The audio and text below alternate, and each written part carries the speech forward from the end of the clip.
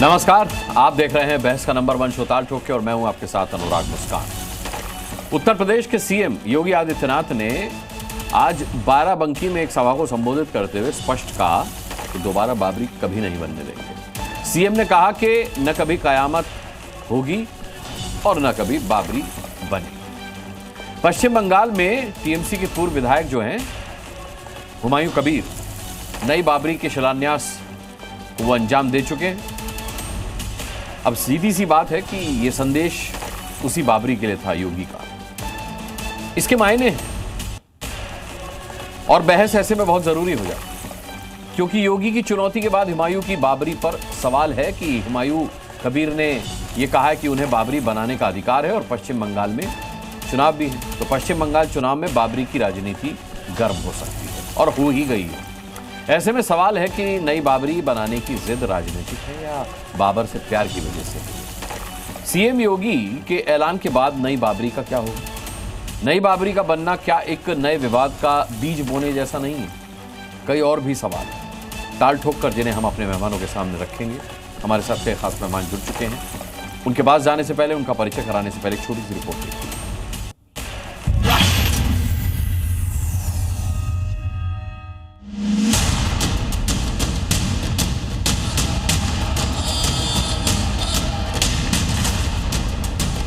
कह रहे हैं कि कयामत के दिन तक भी कभी कयामत का दिन तो कभी आना ही नहीं है और इसलिए बाबरी ढांचे का पुनर्निर्माण कभी होना ही नहीं। जो मुख्यमंत्री उर्दू के खिलाफ था वो कयामत की बात कर रहा है। जितना उनकी कुर्सी को खतरा होगा उतना ही वो कम्युनल हो जाएगी।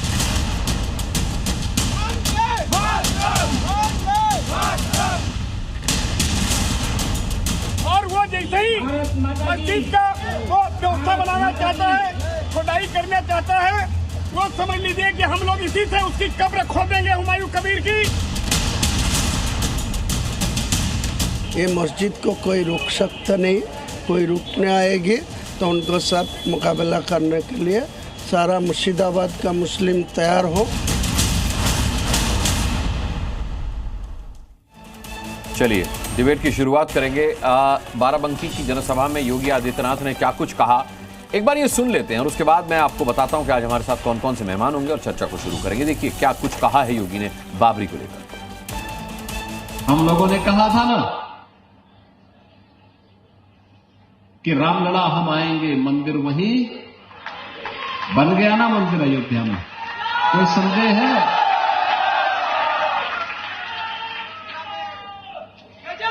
कोई संदेह है? और हम आज फिर इस बात को कह रहे हैं कि कयामत के दिन तक भी कभी कयामत का दिन तो कभी आना ही नहीं है और इसलिए बाबरी ढांचे का पुनर्निर्माण कभी होना ही नहीं। जो कयामत के दिन आने का सपना देख रहे हैं, ऐसे ही सड़गल जाएंगे, कभी वो दिन आने वाला नहीं है। तो डिबेट में आज जो मेहमान मेरे साथ जुड़ेंगे उनका परिचय करा दूं। विनोद बंसल, प्रवक्ता विश्व हिंदू परिषद, हमारे साथ डिबेट में होंगे। हमारे साथ समाजवादी पार्टी के प्रवक्ता तारिक खान जुड़ेंगे। ए.के. वाजपेयी प्रवक्ता आरएमएल से हमारे साथ होंगे। नवीन कुमार जिंदल राजनीतिक विश्लेषक हमारे साथ आज डिबेट में होंगे। इसके अलावा हाफिज नूर अजहरी साहब अध्यक्ष हैं जो कि MPLBI के उत्तर प्रदेश के, वो हमारे साथ जुड़ चुके हैं। और इमरान सोलंकी MIM के नेता हमारे साथ होंगे। इसके अलावा भारतीय जनता पार्टी के प्रवक्ता राजेश चौधरी हमारे साथ जुड़ेंगे। तो चलिए, क्योंकि अभी हाफिज नूर अजहरी साहब नजर आ रहे हैं और जुड़ चुके हैं, तो डिबेट की शुरुआत उन्हीं से करते हैं। अजहरी साहब, क्या कहेंगे आप? देखिए, हम और आप दोनों जानते हैं कि 2026 में, यानी कि इस साल में पश्चिम बंगाल में चुनाव है और 2027 में उत्तर प्रदेश में चुनाव है। पहले जब मैंने योगी आदित्यनाथ का बयान सुना तो मुझे लगा कि क्या वो पश्चिम बंगाल में कोई बयान दे रहे थे, तो नहीं, बाराबंकी में उन्होंने ये बात कही है। अब सवाल यह है कि क्या ये आपको लगता है कि चुनाव के मद्देनजर हो रहा है, या फिर वाकई में, अगर मैं बात करूं बाबरी मस्जिद बनवाने वालों की भी, तो क्या ये उनका बाबर से प्रेम है या वो भी एक राजनीतिक स्टंट आपको लगता है जो बाबरी बनाने पर अड़े हुए हैं? देखिए अनुराग भाई, बाबर से प्रेम का कोई मतलब नहीं। हाँ, यकीनन ये राजनीतिक मामला है, मामला सामने है हमारे। जिस तरह से हुमायूं कबीर ने जो पहले भी हमने उनकी आलोचना की थी, लेकिन हाँ, मस्जिदें बनाने का अधिकार, जैसे मंदिर बनाने का अधिकार, जो मंदिर और मस्जिद पर राजनीति भारतीय जनता पार्टी कर रही है, तो भारतीय जनता पार्टी ऐसे मौकों की तलाश में रहती है। मैं तो समझता हूँ हुमायूं कबीर भारतीय जनता पार्टी की गोद में खेलने वाला व्यक्ति है, और कहीं ना कहीं वो गांठ है, पुराने नेता भी रहे हैं वो भारतीय जनता पार्टी के, उस दौर में रहे हैं जब भारतीय जनता पार्टी किसी मुसलमान को पूछ ही नहीं रही। दूसरी बात जो आज माननीय योगी जी ने कहा है, तो मैं समझता हूँ योगी जी का हमेशा बयान ऐसे ही रहते हैं। पहले जब मुख्यमंत्री नहीं थे तब भी, मुख्यमंत्री के बाद किस तरह से मुसलमानों के साथ उनका व्यवहार है सबको मालूम। तो मैं समझता हूँ वो सिर्फ हिंदू समाज के, हिंदू युवाओं को मुसलमानों के खिलाफ भड़का रहे हैं, उकसा रहे हैं, सिर्फ वोटों के लिए, राजनीति के लिए, सियासत के लिए, इसकी सेवा और बहुत जिम्मेदारी के साथ कर रहा हूँ।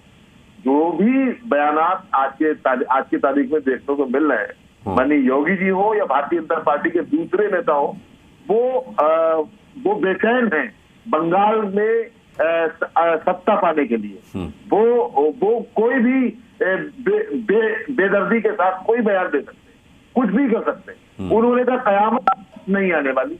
साहब, कयामत हमारा अकीदा है ना, हमारा अकीदा कयामत आएगी, आपका नहीं है। आप अपने अकीदे के हिसाब से करिए, हमारे अकीदे में हमला क्यों कर रहे हैं आप देश के सर्वोच्च पद पर बैठे हैं, बड़े पद पर बैठे हैं आप एक सूबे के एक बड़े सूबे के मुख्यमंत्री हैं आप, और आपका बयान ये कि आप हमें झंझोड़ रहे हैं, हमारे ठीक है,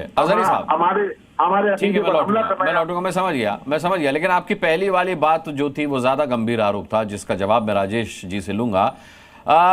राजेश चौधरी ये कह रहे हैं कि योगी आदित्यनाथ ने जो बयान दिया वो तो चलिए ठीक है, लेकिन हुमायूं कबीर भी बैटिंग जो कर रहे हैं वो भारतीय जनता पार्टी के इशारे पर ही कर रहे हैं। उनका एम्पायर भी भारतीय जनता पार्टी, एक तो पुराने कनेक्शन का उन्होंने हवाला दिया है, और साफ तौर पर कहा है कि ये कम्युनलिज्म जो चुनाव के मद्देनजर, चाहे वो आपको उत्तर प्रदेश में फैलाना हो या पश्चिम बंगाल में, दोनों की धुरी ये हुमायूं कबीर है और एम्पायर जो है वो भारतीय जनता पार्टी है।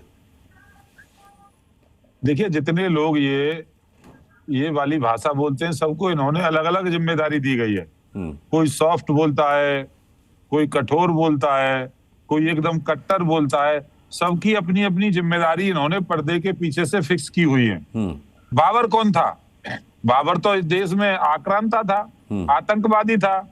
वो आया, इस देश को लूटा, महिलाओं से बलात्कार किए, बच्चों की गर्दनें काटी, अत्याचार किया, अन्याय किया, लूट करके यहाँ से कितनी संपत्ति वो ले गया।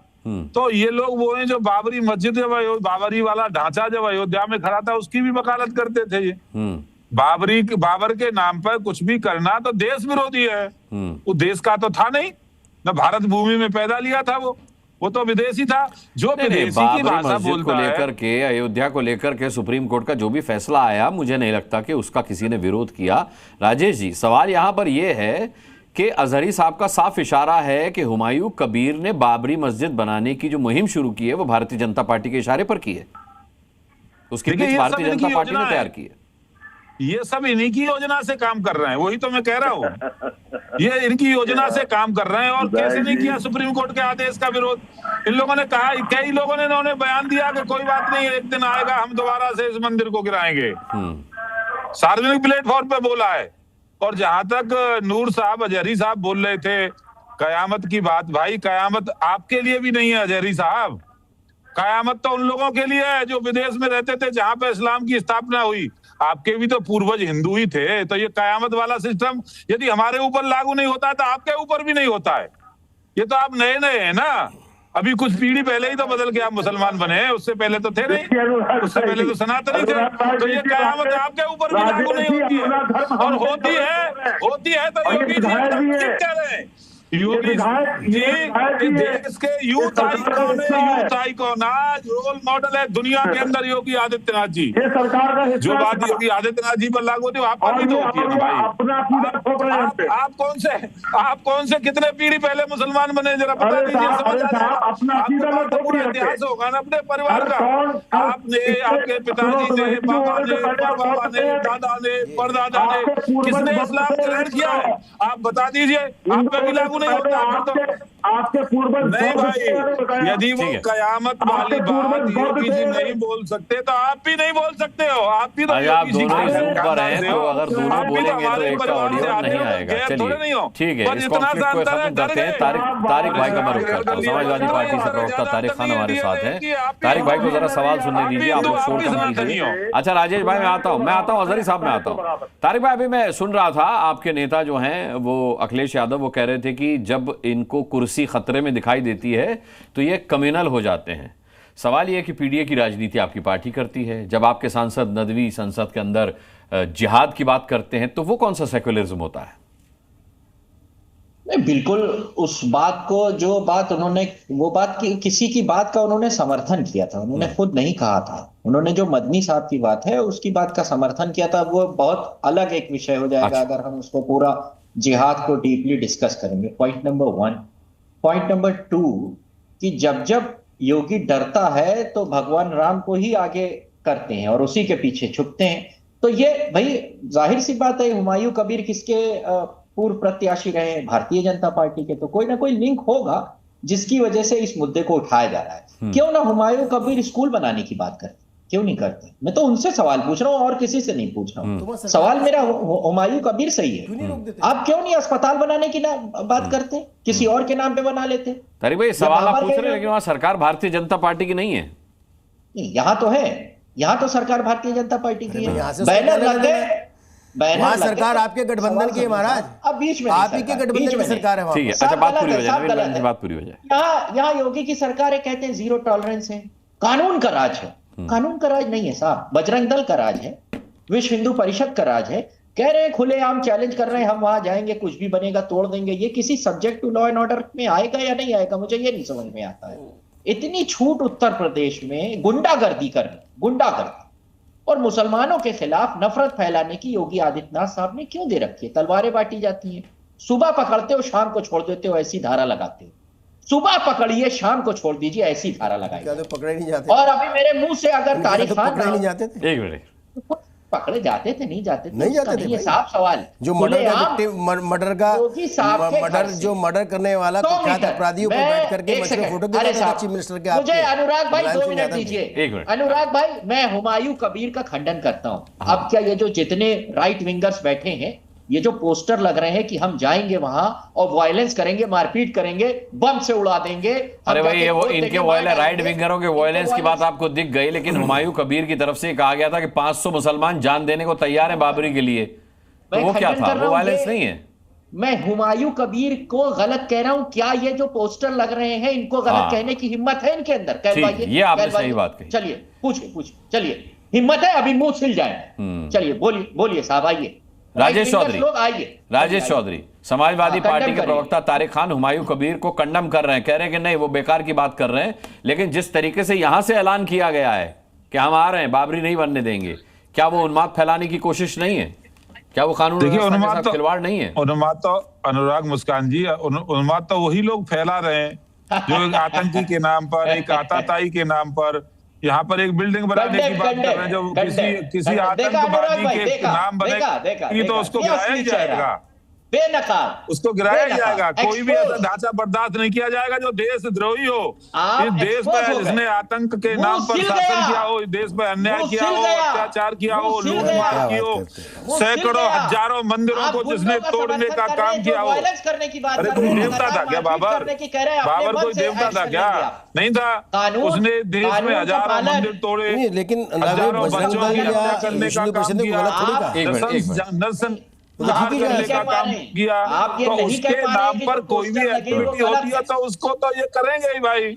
योगी जी एकदम ठीक बोल रहे हैं, जो योगी जी कह रहे हैं वही होगा। आप देखिएगा भविष्य में वही होगा। कोई दुनिया की ताकत नहीं रोक सकती है। योगी जी जो बोलते हैं वही होगा।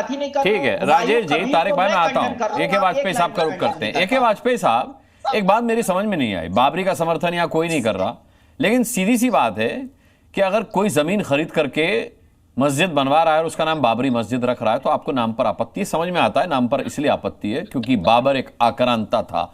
यहां तो बड़े खेद के साथ कहना पड़ता है कि लोग अपने बच्चों के नाम भी आक्रांताओं के नाम पर रख लेते हैं। कई सेलिब्रिटीज के बच्चों के नाम हमने देखा कि मैं किसी का नाम नहीं लूंगा।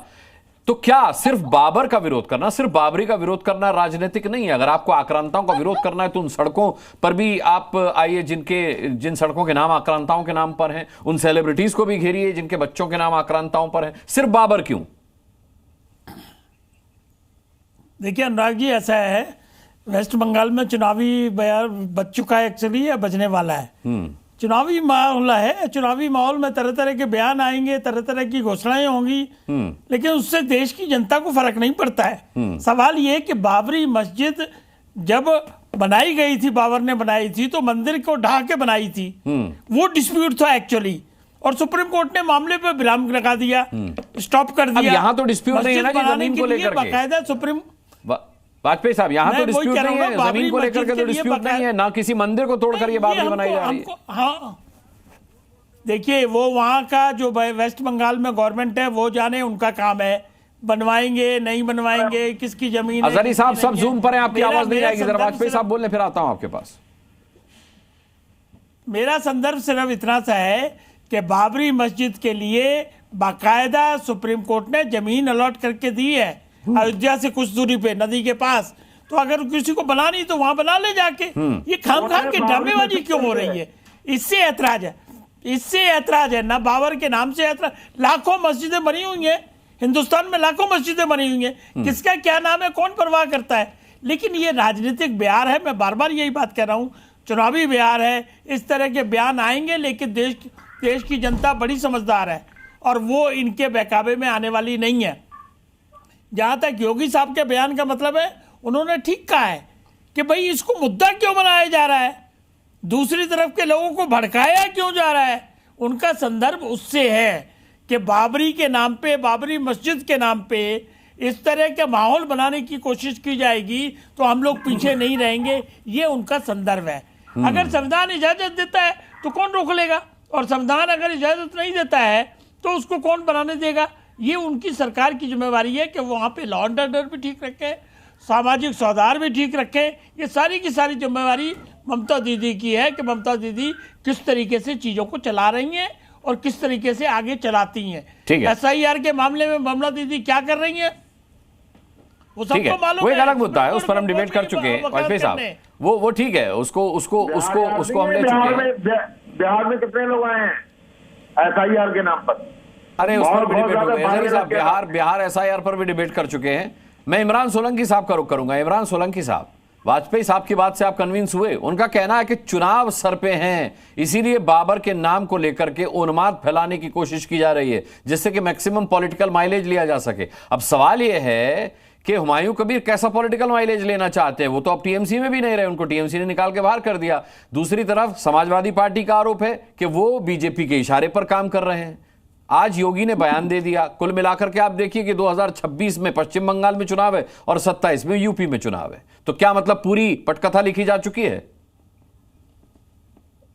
बहुत बहुत शुक्रिया अनुराग मुस्कान जी, आपने मुझे वक्त दिया। पहली बात तो मैं आपके सवाल का जवाब देने पहले बात, इनको हमारे जो बीजेपी के प्रवक्ता है इन्होंने कहा कि बाबर आक्रांता था और उन्होंने मंदिरें तोड़ी, जो मंदिरें तोड़े मुझे खिलाफ है। तो आप मुझे ये बताइए, हमारे बीजेपी के प्रवक्ता है, मणिकर्णिका घाट को जो तोड़ा है वहां पे उत्तर प्रदेश में, दूसरी माता अहल्याबाई होलकर की मूर्ति को तोड़ दिया आपने, काशी में अपने क्वार्टर बनाने के नाम पे कितने मंदिरों को तोड़ दिया, शिवलिंग आपके वहां आपका लंका पुलिस स्टेशन में पड़े हैं, उसको क्या बोलेंगे आप बाबर के नाम में आप राजनीति कर रहे हैं कि आप बाबरी मस्जिद नहीं बननी चाहिए, लेकिन आपको जो योगी नहीं। अच्छा मुझे इमरान भाई आप ये बताएं, बाबर के नाम पे मस्जिद बननी चाहिए कि नहीं बननी चाहिए, ये बताएं आप। नहीं देखिए, अगर ये बोलते बाबर के नाम मस्जिद बननी चाहिए नहीं बननी चाहिए, पहला मामला ये है सुप्रीम कोर्ट ने 5 एकड़ जमीन दी है बाबरी मस्जिद बनाने के लिए, ये सुप्रीम कोर्ट का वर्डिक्ट है। तो हम अब योगी आदित्यनाथ क्या उसका इनकार करेंगे? क्या उन्होंने रिजेक्ट किया? ये जो खबर आई थी, जो कोर्ट का जजमेंट आया था, उसने इनकार किया, उसका रिजेक्ट किया? नहीं किया। तो सुप्रीम कोर्ट ने खुद ऑर्डर दिया कि वहां मस्जिद बनाइए। 5 एकड़ जमीन क्यों दी सर सुप्रीम कोर्ट ने बनाने धनीपुर में? फिर तो बात यही है कि ये सिर्फ बाबर के नाम पे राजनीति कर रहे हैं।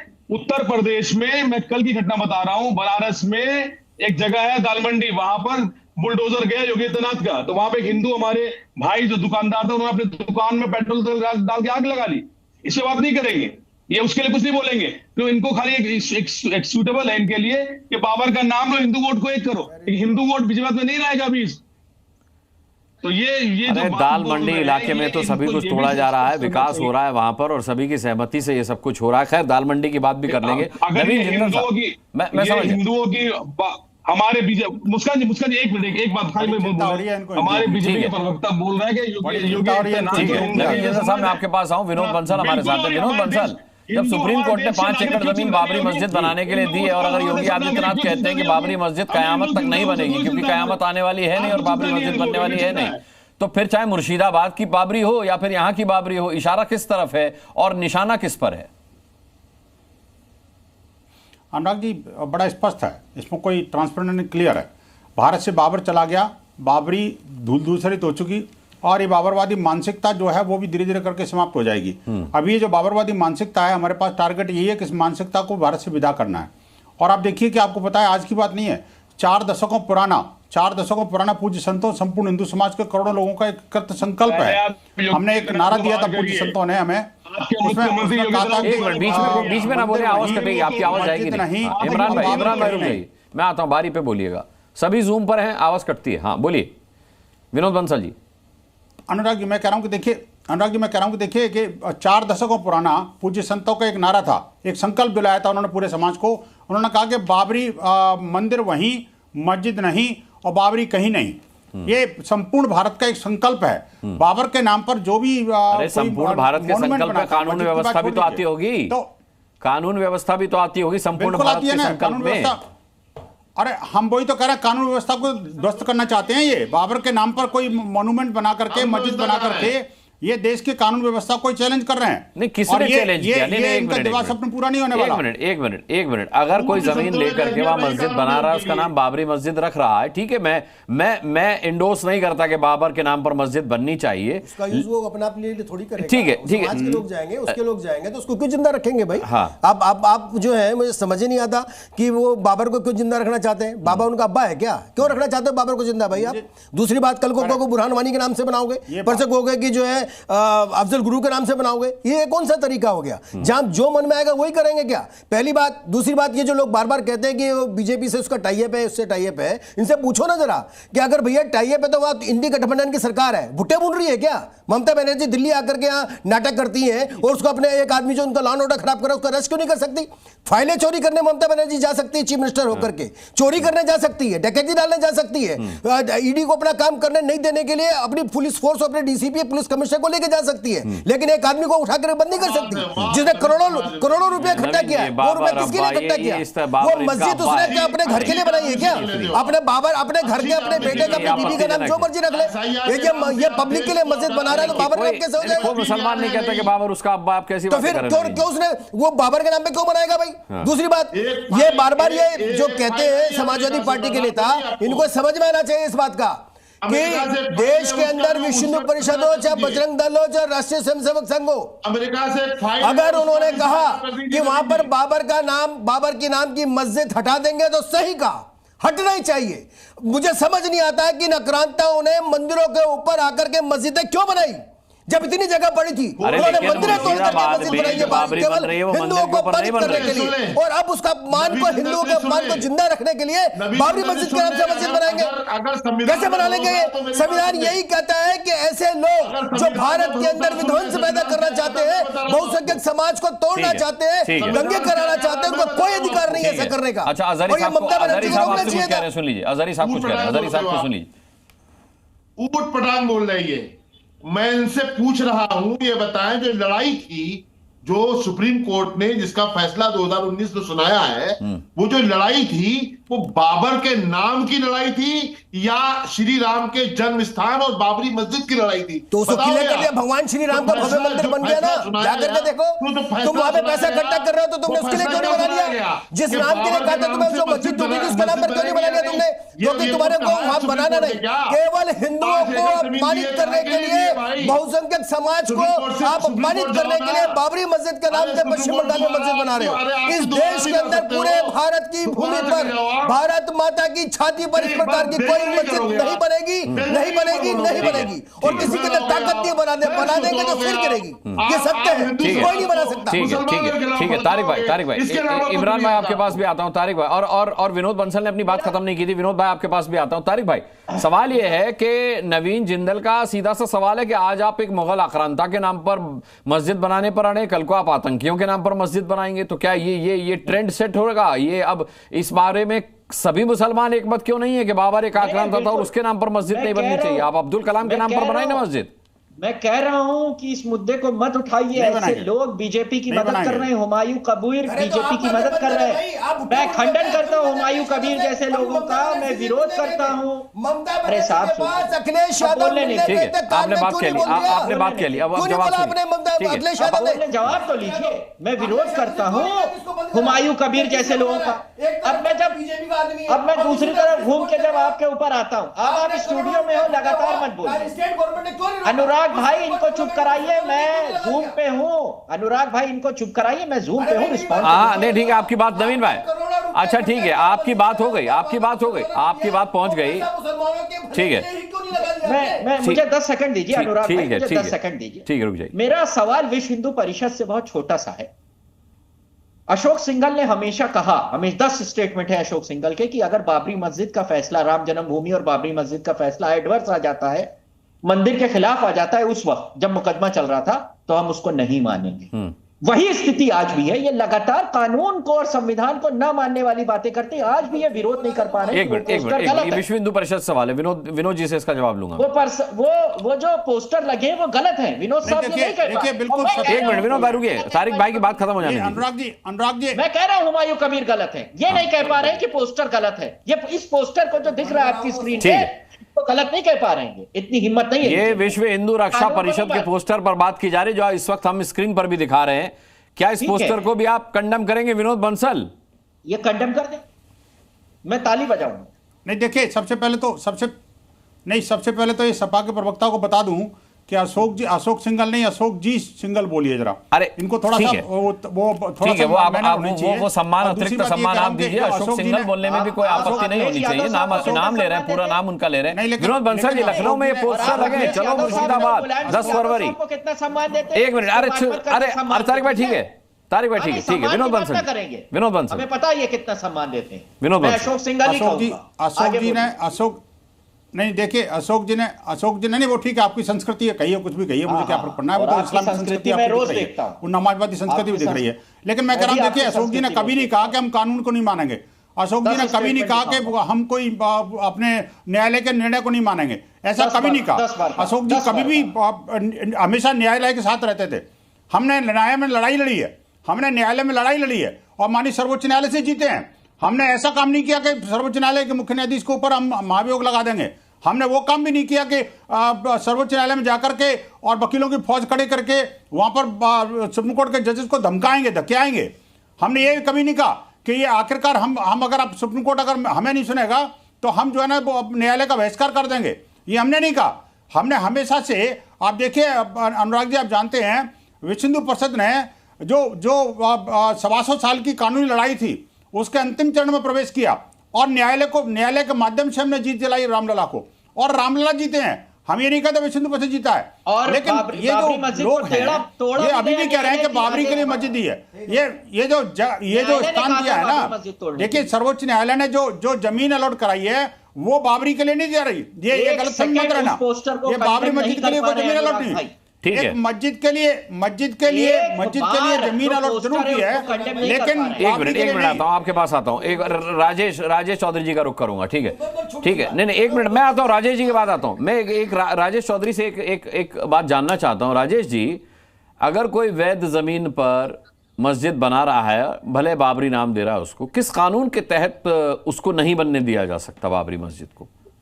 देखिए, मस्जिद बनाने के लिए भी एक कानून है, कोई भी धार्मिक स्थल बनाने के लिए संविधान में व्यवस्था की गई है। उन संविधान की व्यवस्थाओं का हनन हो रहा है वहां पर, वहां की सरकार को उसे रोकना चाहिए। और बाबर के नाम पे तो कोई किसी भी रूप में स्वीकार किया ही नहीं जा सकता है। भाई, किसी विदेशी गद्दार और ऐसे आतंकी व्यक्ति को जिसने देश को लूटने का काम किया हो, जो एक आताताई हो, उसके नाम पे कैसे बना सकते हैं? और जैसा कि विनोद भाई कह रहे हैं, सुप्रीम कोर्ट ने भी अयोध्या के अंदर मस्जिद बनाने की बात की है, बाबरी मस्जिद बनाने की बात नहीं किया। ना वो बाबरी मस्जिद थी, ना हमने कभी स्वीकार किया है। वो एक ढांचा था, विवादित ढांचा था, उसको इस देश की जनता ने नस्तनाबूद कर दिया, उखाड़ करके फेंक दिया। ये हमारे लिए बड़े सौभाग्य की और गर्व की बात है। मुझे इस बात की खुशी होती है कि देश की जनता उमड़ी और उस ढांचे को उड़ा दिया, तो इसको भी उड़ा देंगे यदि इस तरह का कोई बाबरी के नाम पर वहां ढांचा बनेगा। ये तो आप खुलेआम धमकी दे रहे हैं, ये तो खुलेआम धमकी है राजेश चौधरी। धमकी नहीं है, धमकी नहीं है। किसी आतंकी के नाम पर भारत भूमि में किसी प्रकार का निर्माण, अरे जब संविधान में व्यवस्था है तो कानूनन काम करेंगे ना। क्या अदालत का आदेश होगा गिरावे उसको? एक मिनट नवीन जी, एक मिनट। अब मामला थोड़ा स्वीकार कर सकता है। नहीं, ये बिना कानून के कहे आप गिरा देंगे उस मस्जिद को? अगर आतंकी के नाम पे बन भी रही है, आक्रांता के नाम पे बन भी रही है और संविधान में ऐसी व्यवस्था है, नॉर्म्स है, तो अदालत का आदेश तो आपको लाना पड़ेगा ना जी। अनुराग जी मैं जवाब दूं क्या? संविधान के नॉर्म्स का तो उल्लंघन हो रहा है ना, बाकी सरकार करवा रही है। नॉर्म्स के हिसाब से नहीं बन रही। आप देख रही है जिहादी हजारों की संख्या में वहां इकट्ठे होते हैं, चंदा होता है, सब तो ऑनलाइन और सब तो ये लाइव आया है सारे चैनल्स पे, आपने भी दिखाया है किस तरह से एक धार्मिक उन्मादी भीड़ जिहाद कर रही है वहां पर। वो जमीन पर अवैध कब्जा कर रही है, उस जमीन पर वहां अवैध निर्माण हो रहा है। ये अवैध काम हो रहा है, अवैध निर्माण को उखाड़ना तो सरकार का काम है और जनता का काम है, उखाड़ के फेंक देंगे उसको। भाई आप समझे नहीं बात को, ठीक है। इमरान सोलंकी साहब इस सिलसिले में कुछ जोड़ना चाह रहे हैं। इमरान सोलंकी साहब, सवाल यह है कि संविधान में भले ही व्यवस्था हो और बाबरी मस्जिद आप भी ना चाहते हो, लेकिन फिर भी वो धमकी देकर कैसे गिराई जा सकती है? उन्होंने नक्शा पास कराया था मस्जिद का क्या? नहीं, ये चलो 10 फरवरी को क्या है, एक समाधान है इसका, वो सीधा समाधान। इमरान भाई की बात, जितने मंदिरों के साथ में मंदिरों के ऊपर बात हमारे मुसलमान हमारी बीजेपी के प्रवक्ता जो बोल रहे हैं और वो उसको मंदिर रहने दें, ठीक है। मैं इमरान भाई की बात आता हूं आपके पास। इमरान सोलंकी बोलिए। हमारे बीजेपी के प्रवक्ता बोल रहे हैं कि ये संवैधानिक कोर्ट के पास जाएंगे, तो कोर्ट ने खुद परमिशन दी है, हाई कोर्ट ने, जिस दिन उन्होंने शिलान्यास किया मस्जिद का, और आप मस्जिद के आने की बात मैंने कहा कोर्ट के पास जाएंगे, मैंने कहा वहाँ कानून का पालन नहीं हो रहा, कोर्ट को तो आप कानून का वायलेंस पालन हो रहा, आपने धार्मिक उन्माद हो रहा है, नहीं हो रहा, निर्माण हो रहा है। सुनिए मेरी बात सुनिए, उन्मादी लोग हजारों की संख्या में इकट्ठे हो रहे हैं और धर्मांध लोग वहाँ पर चंदा दे रहे हैं और वो धर्मांध लोग अवैध कब्जा कर रहे हैं। ऐसा बोल रहे हैं, अवैध कब्जा कर रहे हैं, वो अवैध कब्जा है, अवैध बिल्डिंग बना रहे हैं, गलत बोल रहे हैं, और कोई भी अवैध बिल्डिंग बनेगी तो उखड़ेगी। ठीक है, कोई भी अवैध बिल्डिंग बनेगा तो उसको तो देश की जनता स्वीकार करेगी नहीं, कानून भी नहीं स्वीकार करेगा। आप कैसे मानेंगे अवैध निर्माण है? कैसे मानते हैं अवैध निर्माण है? जमीन खरीदी उन्होंने, अरे अवैध निर्माण ही तो आप तो भी कह रहे थे नहीं, मुझे अवैध निर्माण करने वाला है। थोड़ी देर पहले आप लोग कह रहे थे बीजेपी का काम कर रहा है, बीजेपी की योजना से काम कर रहा है, जब हम उसका नहीं हमने नहीं कहा, इसका हमने ये नहीं कहा बीजेपी बनते हो आप, सब एक ही थैली के चट्टे बनते हो, सब मिले हुए हो, अलग अलग काम बांटता है। ठीक है, दोनों एक साथ बोलेंगे, आवाज दी जाएगी। नवीन जिंदल साहब, इस पैनल से एक सवाल उठा था कि अगर बाबर आक्रांता था, उसने मंदिर गिराए थे और आप उसे आक्रांता की श्रेणी में रखते हैं, जो कि रखा जाना चाहिए, तो मणिकर्णिका घाट गिराने वाले कौन है? नहीं, पहली बात तो मणिकर्णिका घाट के ऊपर एक जो है लोगों के बीच में बहुत सारे विरोधाभास हैं, किसी ने जाकर के देखा, उसकी बात करें तब बात करेंगे। लेकिन मैं एक बड़ी महत्वपूर्ण बात करना चाहता हूं। पहली बात तो ये कि जो बाबरी मस्जिद बना रहे हैं आप वहां पे पश्चिम बंगाल में, आपने उसका नक्शा पास कराया क्या सरकार से? बिना नक्शे के बना रहे हैं। दूसरी बात ये कि जब आप वहां पे मस्जिद बनाने की बात कर रहे हो इसी तरह से, तो देश के अंदर जितनी अवैध मस्जिदें बनी उसको क्यों नहीं हटाते हो? उसको हटाने की बात क्यों नहीं करते हो? तीसरा, आप ये कहते हो कि आपका कुछ लेना देना नहीं है। अरे तो वहां पे आपकी सरकार है, कानून व्यवस्था किसको संभालना है? एक तरफ कह रहे हो कि पूरे देश भर में केवल मुर्शिदाबाद के कारण पूरे देश भर में कानून व्यवस्था बिगड़ रही है, उसका केंद्र है पश्चिम बंगाल, और पश्चिम बंगाल की कानून व्यवस्था को संभालने की जिम्मेदारी आपकी इंडी गठबंधन की है। इंडी गठबंधन उसको संभालने की जगह बिगाड़ने का काम कर रहा है। एक और महत्वपूर्ण बात ये बता दें, छोटा सा, ये बार बार कह रहे हैं कि बीजेपी का लेना देना है, ये इसको लेना देना। अरे इस देश के अंदर में किसी भी आक्रांता, आप अनुराग भाई की बात से भी सहमत हूं, इन्होंने कहा कि पूरे देश में जो इन मुगलों के नाम पर सड़कों के नाम पड़े उन सबको हटा देना चाहिए। वाजपेयी साहब कुछ कहना चाह रहे हैं। एक वाजपेयी,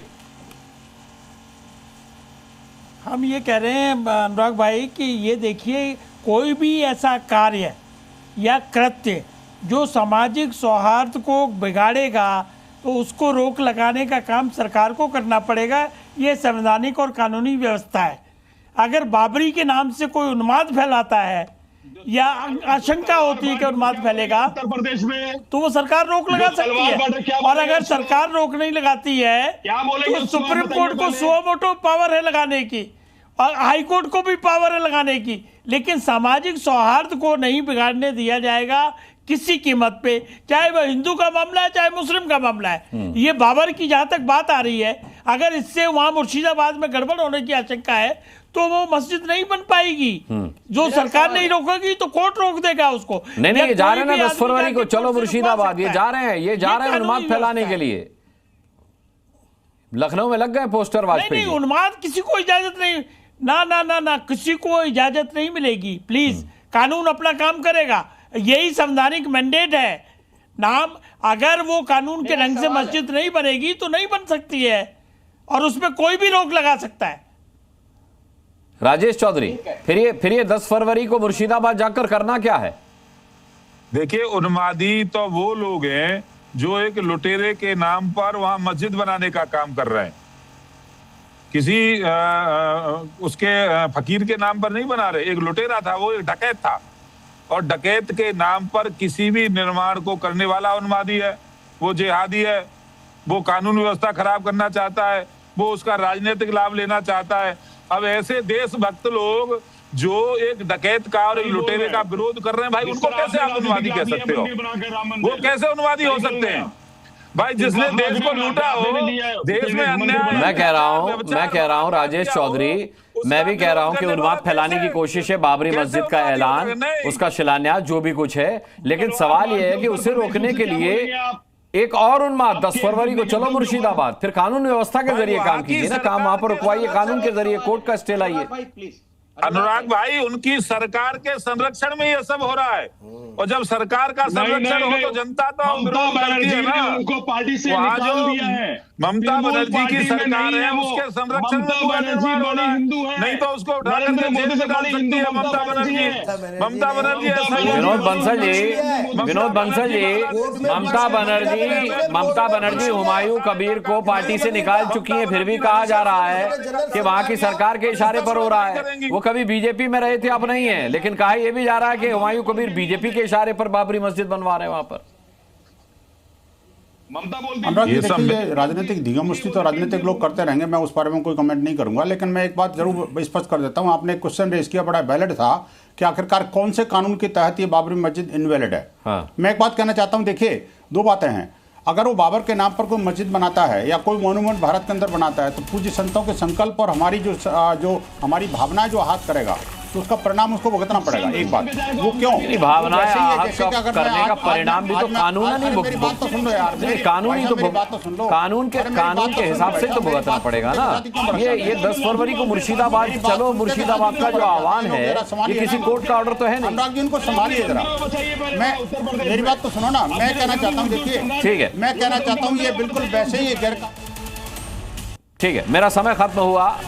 अब जाहिर सी बात है कि बाबरी मस्जिद के पक्ष में कोई नहीं है, लेकिन सवाल यह है कि ये जो उन्माद वर्सेस उन्माद का खेल खेला जा रहा है, ये विशुद्ध रूप से पॉलिटिकल है, ये विशुद्ध रूप से राजनीतिक है। इसका हिस्सा बनने से समाज में केवल अशांति फैलाई जा सकती है, जबकि समाज में शांति की जरूरत है। तो थोड़ा समझदारी से काम लीजिए, इस उन्माद का हिस्सा बनने से बचिए। बाकी कानून अपना काम करेगा, जो कानून के हिसाब से कानून सम्मत होगा वही किया जाएगा, वही कराया जाएगा, उससे अलग कोई नहीं जा सकता। बहुत बहुत धन्यवाद करना चाहूंगा सभी पैनल्स का आज की डिबेट में शामिल होने के लिए, आप दर्शकों का भी ताल ठोके देखने के लिए बहुत बहुत धन्यवाद।